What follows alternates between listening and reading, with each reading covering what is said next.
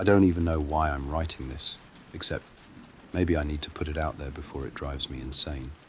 My name's Alex Carson, and I'm writing this on a plane at 35,000 feet, heading back to my home in Oregon. I was supposed to be on the road for another week, finishing a cross-country trip I'd planned to clear my head after my divorce. But something happened, something I can't explain, and now I'm leaving my car behind, arranging for it to be shipped back to me, because there's no way I'm ever taking that route again. I left Denver a week ago. I wasn't in a hurry, just taking my time, driving wherever the mood struck me. By the second day, I found myself on Highway 16, deep in the Midwest. It's one of those roads that feels endless, stretching through flat plains, dense woods, and the occasional ghost of a town, perfect for the solitude I was craving. That first night, I pulled into a small motel. It was the kind of place you'd pass without noticing, a squat building with peeling paint and a flickering neon sign.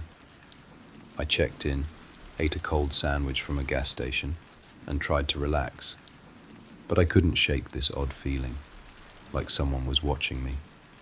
It was subtle at first, just a tingle at the back of my neck. I told myself it was just my nerves. After all, I'd been through a lot recently, and maybe the loneliness of the road was messing with my head. But when I stepped outside for some air, I saw him. Or it. At first, I thought it was a man. He was standing far down the road, just outside the glow of the motel's lights. He didn't move, just stood there, facing me. Great. A small-town weirdo, I muttered, heading back inside and locking the door. I tried to tell myself it wasn't worth worrying about, but I kept peeking through the blinds. He, or whatever it was, didn't move the whole time. The next day, I hit the road early, trying to put distance between myself and that motel. The morning was crisp, the kind of weather that usually clears your head. But as the miles rolled by, I couldn't shake the unease from the night before. Around mid-afternoon, as I drove past a dense stretch of woods, I heard it. Footsteps. At first, I thought I was imagining things. I had the windows cracked, and I thought it might just be the wind or the tires crunching gravel. But the sound was too rhythmic, too deliberate. It took me a while to realize what was wrong. The footsteps weren't coming from inside the car. They were outside, and they were keeping pace with me. I slowed down, almost to a crawl, but the sound didn't stop. It stayed with me, matching my speed exactly. I stopped the car entirely, my hand shaking, and rolled down the window. The woods were silent, except for the soft rustling of leaves. But then I heard it again, closer this time. I slammed the window shut, my heart racing, and sped off down the road. I didn't stop until I reached the next town, where I checked into another motel. That night I couldn't sleep. Every creak of the building, every gust of wind felt like something trying to get in. By the third day, I was exhausted. My nerves were shot, but I kept telling myself I was overreacting. I had to be. The loneliness of the road, the lingering stress from the divorce, it was all in my head. At least that's what I thought until the accident. It happened just after lunch. I'd been driving for hours when I hit a deep pothole. The car jolted violently, and I heard the sickening sound of something snapping. I pulled over and saw the damage. The front axle was bent, and one of the tires was flat. I had no choice but to fix it myself. I grabbed the jack and spare from the trunk and got to work. That's when I felt it again, that suffocating feeling of being watched. I straightened up and scanned the road. It was empty, but the woods, just beyond the ditch, they were too quiet. No birds, no insects, nothing. And then I saw him. The figure was standing just inside the tree line, maybe 50 feet away. It was the same shape I'd seen outside the motel, but now it was closer, and it wasn't moving. I froze. my heart pounding so hard it felt like it might burst. "Who's there?" I shouted, trying to sound braver than I felt. No response. I turned back to the car, working as fast as I could to change the tire. But every few seconds, I would glance back, and each time, the figure was closer. It wasn't walking. It wasn't even moving in the way a person should. It was just there, suddenly, in a new spot. By the time I finished, it was less than 20 feet away. The face, or what should have been a face, was long and pale, with hollow black pits where the eyes should have been. And then it smiled.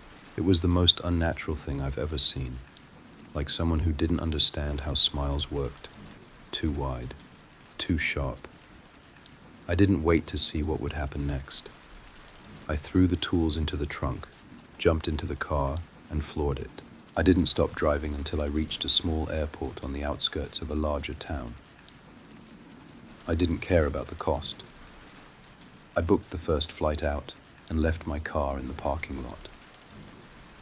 Now, as I sit on this plane, I keep replaying the last few moments in my mind. As I drove away, I glanced in the rearview mirror.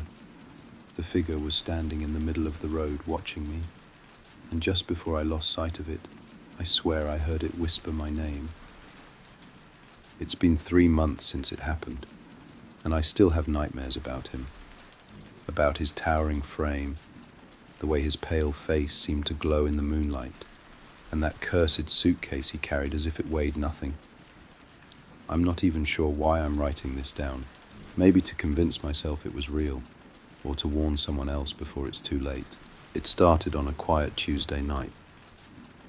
I was driving back to my cabin in upstate New York after visiting a friend in the city.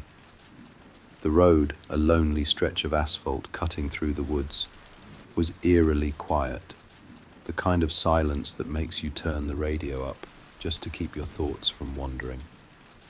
About 10 miles from the cabin, my headlights caught a figure on the side of the road. At first, I thought it was a hitchhiker. He was tall, unbelievably tall, wearing a long black coat and a wide-brimmed hat that cast his face in shadow. He was carrying a large suitcase, almost as big as a trunk, but he didn't look at me or even seem to notice the car.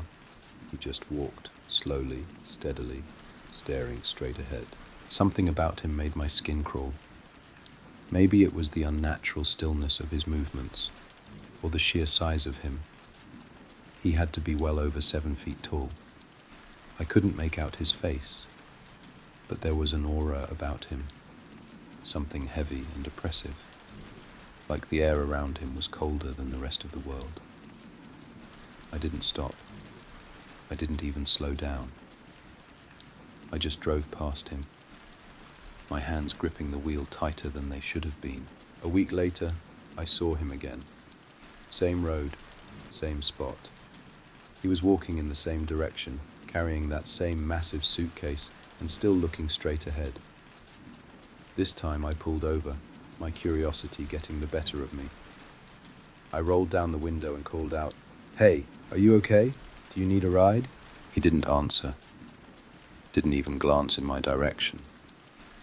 He just kept walking, his long legs carrying him forward with the same unhurried pace. Something about the way he ignored me sent a chill down my spine. I watched him disappear into the woods, the suitcase swinging slightly with each step. I don't know what possessed me, but I got out of the car and walked to the edge of the trees. I couldn't see him anymore. The forest was too dense, but I could hear the faint crunch of his boots on the forest floor, growing fainter and fainter until they disappeared entirely. The next time I saw him, I made a mistake. It was late at night, maybe around 10 p.m., and I was driving the same route home. I hadn't seen him in a few weeks and had convinced myself that he was just some eccentric local with a flair for the dramatic. But there he was again, same spot, same suitcase. This time I decided to follow him. I parked the car on the shoulder, killed the engine, and slipped into the woods behind him. I kept my distance, moving as quietly as I could. The forest was dark, the only light coming from the sliver of moon overhead. He didn't seem to notice me, or if he did, he didn't care. He walked for what felt like forever before stopping in a small clearing. I crouched behind a tree, my breath shallow, and watched as he set the suitcase down on the ground. He knelt beside it, his massive frame folding like a shadow collapsing in on itself, and began digging with his bare hands. It didn't take long for him to create a hole deep enough to bury the suitcase. He lowered it into the ground with surprising care, then stood and began muttering something under his breath. I couldn't make out the words, but they didn't sound like any language I'd ever heard. When he was done, he smoothed the dirt over the suitcase, stood silently for a moment, and then turned and walked deeper into the woods. I waited until I was sure he was gone, before I crept into the clearing. My hands trembled as I brushed away some of the dirt he'd piled over the suitcase, but I stopped when I saw what looked like a lock, solid and heavy. Whatever was in that suitcase, it wasn't meant to be found. The next morning, I saw the news. 3 people had gone missing in the area over the past 2 months. The police had no leads, but witnesses reported seeing a tall man in a black coat and hat near the last known locations of the victims.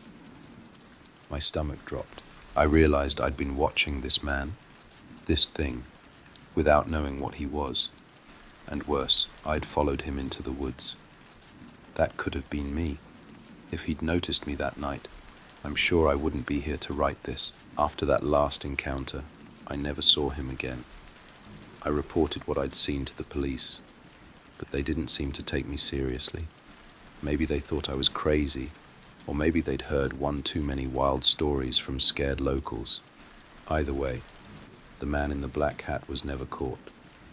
The disappearances stopped after that, but the nightmares didn't. I still dream about that suitcase, about his towering figure disappearing into the woods. And sometimes, late at night, I think I hear his boots crunching on the gravel outside my window.